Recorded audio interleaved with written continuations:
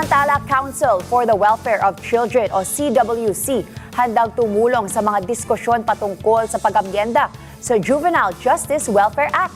Si Madeline Villar Moratillo sa detalye ng balita.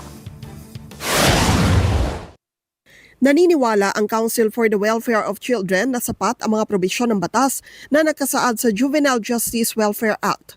Sabi ni CWC Executive Director Undersecretary Angelo Tapales, handa sila sa mga diskusyon kung dapat nga bang ibaba ang criminal liability sa mga menor de edad mula sa kasalukuyang 15 anyos. Perhaps yung pag-revisit din itong minimum age of criminal responsibility, it's a discussion na kailangan nating harapin ngayon, so that the Council for the Welfare of Children can also contribute to the discussion, providing the pros and cons of lowering the minimum age of criminal responsibility. Sa datos ng CWC, 70% ng mga children in conflict with the law ay mga lagpas 16 anyos ang edad.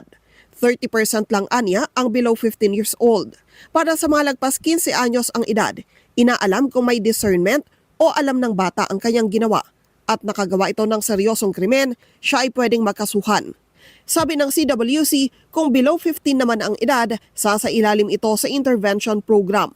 Yung below 15 naman, sir, ang nangyayari po dyan, while there is no criminal liability, ang parents po, hindi ho kayo exempt dyan. Pag kayo po ay may anak na below 15, nag-cause ng danyo, so even pagkamatay, ang liability po ng civil liability ay nasa parents po. Nakikipagtulungan na rin sila sa Department of Education para sa mga kinakailangan ipatupad na protocol para masigurong ligtas ang mga paaralan. Madeline Villar Moratillo para sa Mata ng Agila.